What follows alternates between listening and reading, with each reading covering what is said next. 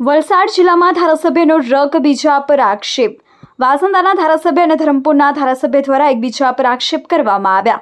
વાસંદાના ધારાસભ્ય દ્વારા ધરમપુરના ધારાસભ્ય કટકી લેવાનો આક્ષેપ કરવામાં આવ્યો હતો, તો બીજી બાજુ ધરમપુરના ધારાસભ્ય દ્વારા વાસંદાના ધારાસભ્યને જૂઠા કહેવામાં આવ્યા.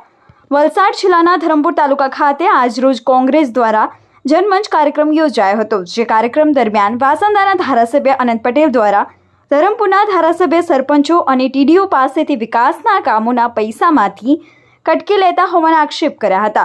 સાથે વિધાનસભાના વિરોધ પક્ષના નેતા અમિત ચાવડા પણ ભાજપના નેતાઓ અને ધારાસભ્યો દ્વારા કટકી લઈ કમલમ સુધી પહોંચાડવાના આક્ષેપો કર્યા હતા. તો બીજી બાજુ ધારાસભ્ય દ્વારા પોતાના મરતિયાઓને જ તમામ કોન્ટ્રાક્ટ આપતા હોવાના આક્ષેપ કર્યા હતા. તો બીજી બાજુ ધરમપુરના ધારાસભ્ય દ્વારા અનંત પટેલને જૂઠા કહેવામાં આવ્યા હતા. અનંત પટેલ લોકોને વિકાસના કામોથી વંચિત રાખવાની રાજનીતિ કરતા હોવાના આક્ષેપ કર્યા હતા. સાથે પોતાના પર લાગેલા તમામ આક્ષેપોમાં અનંત પટેલ પાસે પુરાવા માંગ્યા હતા.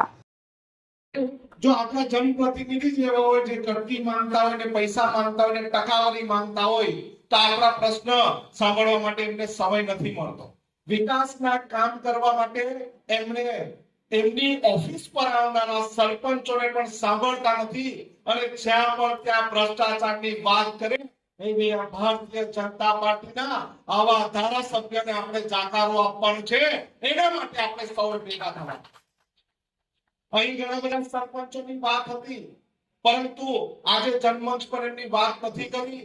પરંતુ જ્યારે ટીડીઓ તાલુકા વિકાસ અધિકારી પોતે કહે છે કે એના ધારાસભ્ય અમારી પાસે પૈસા માંગે, ત્યારે આપણે વિકાસની કેવી રીતે વાત કરી શકીએ સમજાતું નથી. આ અનંત પટેલ એના મગજમાં શું હશે એ ખબર નથી, પણ અમારી ભારતીય જનતા પાર્ટી અને અમે ધારાસભ્ય ભારતીય જનતા પાર્ટીના વિકાસને વરેલા છીએ. અને જે રીતે એણે મારી સામે જે આક્ષેપ કર્યો અને જે રીતે એ લોકો કહેવા માંગે છે કે ધારાસભ્યો અમે કોઈ જગ્યાએથી હપ્તા લઈએ છીએ, અરે કોઈ પણ એવું કંઈ હોય તો એ મને બતાવે કે હું કઈ જગ્યાએ મેં હપ્તા લીધા. એના જેટલો જુઠ્ઠો અને લોકોને વિકાસ વિરોધી પુરુષ મેં આજ સુધી જોયો નથી. એટલે મારે એમને તો કહેવું છે કે તારે વિપક્ષની ભૂમિકા કરવી હોય તો વિપક્ષની ભૂમિકા કર, બાકી અમારા જેવા એક પ્રમાણિક ધારાસભ્યને આ રીતે તમે જાહેરમાં બોલીને જે હાનિ પહોંચાડવાની કોશિશ કરી રહ્યા છે એને હું સખત શબ્દમાં ચેતવણી આપું છું. આવનારા દિવસમાં પુરાવા હોય તો મારી સમક્ષ લાવે અને એ મારી સામે વાત કરે.